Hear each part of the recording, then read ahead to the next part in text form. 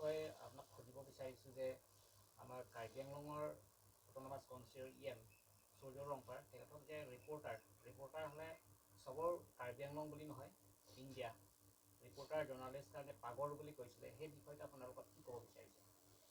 আচলতে আমি সূৰ্য ৰংপাৰ কাৰ্বি আংলং ৰিপৰ্টাৰ মিডিয়াবিলাক পাগল বুলি কোৱাটো বহুত ভুল। কাৰণ কি আপোনালোকৰ যিদিনা ঘটনা হৈছিলে সেইদিনা ৰাতি আপোনালোকৰ ঘৰৰ পৰা মানে ওলাই আহি আপোনালোকৰ যে এই খবৰটো আপোনালোকৰ সত্য খবৰ ল'বৰ কাৰণে আপোনালোকৰ ঘৰৰ পৰা ওলাই আহিছে। কিন্তু যে কাৰ্বি আংলং অট'নমাছ কাউন্সিল সূৰ্য ৰংপাৰ আপোনালোকৰ কাৰণে মিডিয়াবিলাক পাগল মিডিয়া বুলি কোৱাটো বহুত ভুল।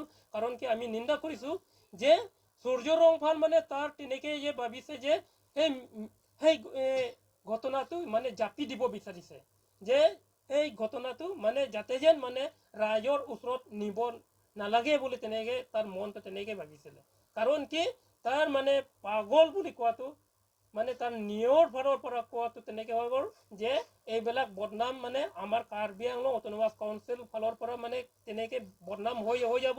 সেইকাৰণে এই খবৰ এই ইনচিডেণ্ট এই ঘটনাটো মানে জাপি দিব বিচাৰিছে সূৰ্য ৰংপাৰে। কাৰণ কি তেওঁলোকে জানে যে বাকীবিলাক যে কিমান যে চোৰাং বেপাৰ চলি আছে যে ফৰেষ্ট ডিপাৰ্টমেণ্ট বা দলমাৰা থানাবিলাক মানে সিহঁতে দেখি পায় কিন্তু নেদেখা নিচিনা যে সিহঁতি তেনেকৈ যে এক্টিং কৰা যে হ'ল। সেইকাৰণে যে তেনেকৈ যদি ৰাইজৰ যদি উঠি আহে তেনেহ'লে এটা বদনাম হৈ যাব। ফৰেষ্টৰ ডিপাৰ্টমেণ্ট আৰু থানা ডিপাৰ্টমেণ্ট বদনাম হৈ যাব বুলি তেনেকৈ মানে ভাবি এই ৰিপৰ্টাৰ ইনচিডেণ্টটো জাপি দিবৰ কাৰণে সূৰ্য ৰংপাৰে তেনেকৈ মিডিয়াৰ কাৰণে তেনেকৈ মানে আপোনালোকৰ কাৰণে পাগল বুলি মানে বদনাম দিছে। কাৰণ কি আমি দেখি পাইছোঁ যে ফৰেষ্টৰবিলাক মানে কিমান যে টকা লয় যে কাছৰ চোৰাং সকলৰ বিজনেছসকলৰ পৰা আৰু থানাবিলাকো গম পায়। দিন ৰাতি যে গাড়ী যে কিমান গৈ থাকে আমিও গম পাওঁ। কিন্তু থানা আৰু এই ফৰেষ্টবিলাকে টোপনি মাৰি থাকে যে সিহঁতি পেট্ৰলিং নকৰে আৰু ডিউটি নকৰে। সেইকাৰণে বহুত চোৰাং চিকাৰ বেপাৰ আমাৰ কাৰ্বি আংলং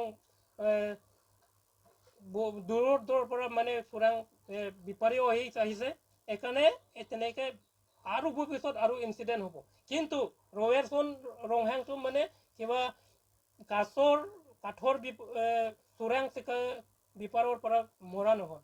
সেই আমি যিদিনা এক্সিডেণ্ট হৈছিলে এইদিনাও আমি লগ পাইছিলোঁ। সি দলমাৰৰ পৰা মনে মনে আহি আছে। আমি তাত এক কাপ চাহ খাই সেই দলমাৰৰ পৰা ওলাই আহিছে। তেতিয়া অলপ এক ঘণ্টা পাছত তাৰ ঘটনাটো আমি গম পাই গ'লোঁ।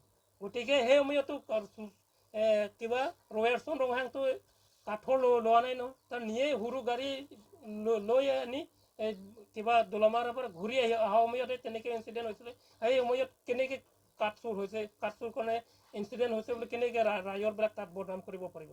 এইটো নোৱাৰে।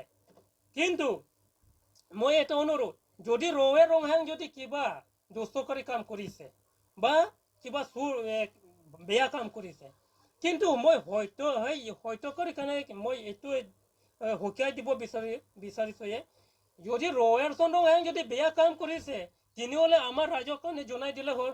আমিও লগতে থিয় হ'ম নহয়। কিন্তু এইটো ৰংহাং কাৰণে একো বেয়া কাম কৰিছে বা ভাল কাম কৰিছে বুলি তেনে ৰাইজৰ ওচৰত একো নোকোৱাকৈ তাক হত্যা কৰাবৰ কাৰণে ক'ত অধিকাৰ পালে?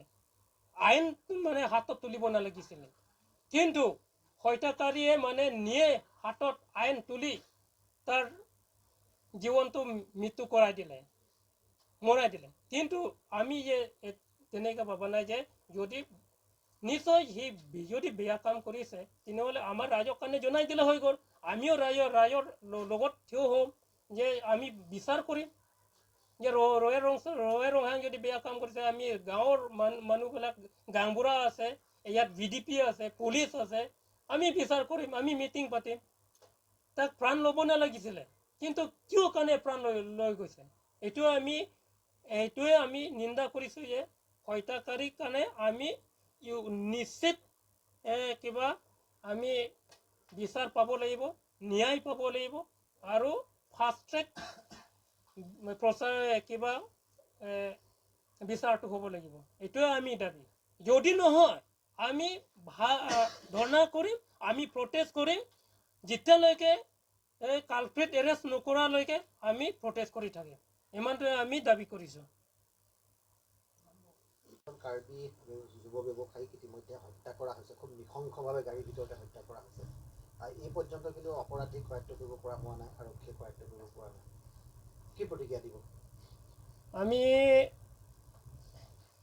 কাৰ্বি আংলং বুলি নহয়, আমি চব ইষ্ট ৱেষ্ট ডিমা হাছাও আমাৰ APCC ফালৰ পাৰ্টি ফালৰ পৰাই আমি মিডিয়া যোগে আমি ক'ব বিচাৰোঁ যে অতি সোনকালে মানে হত্যাকাৰী এৰেষ্ট কৰিব লাগিব আৰু লগত মানে যোনে মৰি গৈছিলে ৰবেৰচন ৰংহাং তাৰ পৰিয়ালসকলক মানে এটা ক্ষতিপূৰণ হিচাপত 30 লাখ টকা দিবৰ কাৰণে আমি আমাৰ APCC পাৰ্টিৰ ফালৰ পৰা আমি দাবী কৰিছোঁ।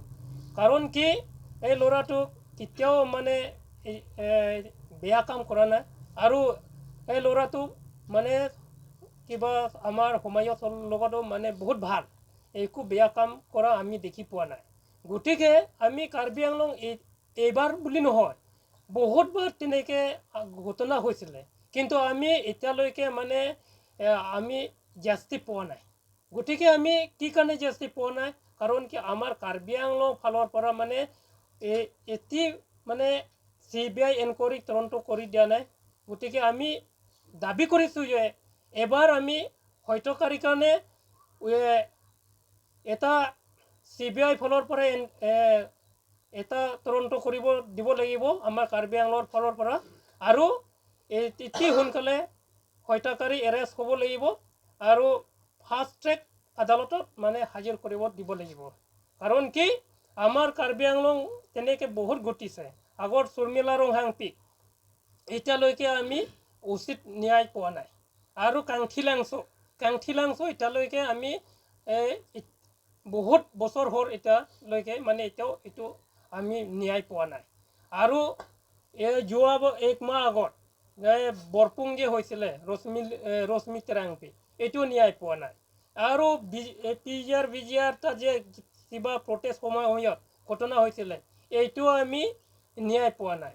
আৰু যেতিয়া ডিমা হাছাও আৰু কাৰ্বি আংলং কাৰ্বি মাজত যেতিয়া সংঘাত হৈছিলে, সেই সময়তো বহুত আমাৰ কাৰ্বি মানুহে 40 জনকৈ অধিক প্ৰাণ যাবলগীয়া হৈছে, কিন্তু এইটো আমি ন্যায় পোৱা নাই। গতিকে আমাৰ কাৰণে কাৰ্বি আংলং চৰকাৰ যে অট'নমাছ কাউন্সিল টিম কাৰ্বি আংলঙে এবাৰ আমি দাবী কৰিছোঁ যে CBI এনকুৱাৰী তদন্তত দিব লাগিব। এটা অভিযোগ উত্থাপিত হৈ আছে যে কাৰ্বি আংলঙত দীৰ্ঘদিন ধৰি কাঠৰ চোৰাং ব্যৱসায়ীয়ে বাহৰ পাতি আহিছে, চোৰাং কাঠ সৰবৰাহ কৰি আহিছে, যাৰ পৰিণতি এই যুৱকজনক আচলতে নৃশংসভাৱে হত্যা কৰা হৈছে। তেনেধৰণৰ কিবা প্ৰসংগতে কিমান দূৰ সত্য? কাৰ্বি আংলঙত এনেধৰণৰ সংঘটিত হৈ আছে নেকি? কাৰ্বি আংলং কাঠ চোৰাং বুলি আমি তেনেকৈতো আমি দেখি পোৱা নাই। হ'ব পাৰে যে তাৰ নিজৰ ঘৰৰ কাৰণে কিবা কাঠ ফালিব পাৰিব বা কাম কৰিছেতিয়ানে, কিন্তু আমি তাৰ এই ৰবেৰচন ৰংহাং এবাৰ যে মৰি গৈছিলে, এই কাঠৰ কাম কৰাটো আমি দেখি পোৱা নাই। কিন্তু বাকী কৰিব পাৰে, আমি এইটো নাজানো, ইমান দূৰত আমি নাজানো, কিন্তু এইটো অপপ্ৰচাৰ হিচাপতে আমি ধৰিব প্ৰমাণ পাইছোঁ। কাৰণ কি মোৰ লগতো ভাল ল'ৰাটো, কিন্তু এই কাঠৰ কাম কৰাটো আমি দেখি পোৱা নাই। গতিকে বেলেগ চিক্ৰেচি কিবা এই কাম কৰা হত্যা কৰা কামটো আমি জানো যে এবাৰ নিৰ্বাচন লোকসভা নিৰ্বাচন আহি আছে। গতিকে ট্ৰাইবেল আৰু খিলনীয়া অসমীয়া মাজত আমি আমাৰ কাৰণে বেয়া কৰিবৰ কাৰণে RSS হাতত হ'ব পাৰে বুলি আমি সন্দেহ হৈছোঁ। কাৰণ কি বহুতবাৰে আমাৰ RSS কাৰ্বি আংলঙত তেনেকৈ বহুত আমাৰ ট্ৰাইবেল আৰু খিলনীয়া অসমীয়া মাজত মানে তেনেকৈ ভাল পোৱা বা ঝগড়া কৰা বহুত কাম চেষ্টা কৰি আহিছে। আগৰ পৰাও আহিছে, এতিয়াওলৈকে তেনেকৈ কাম কৰি আছে। গতিকে আমি সন্দেহ যে এই হাতটো মানে RSS কাম হ'ব পাৰে বুলি আমি সন্দেহ হৈছোঁ।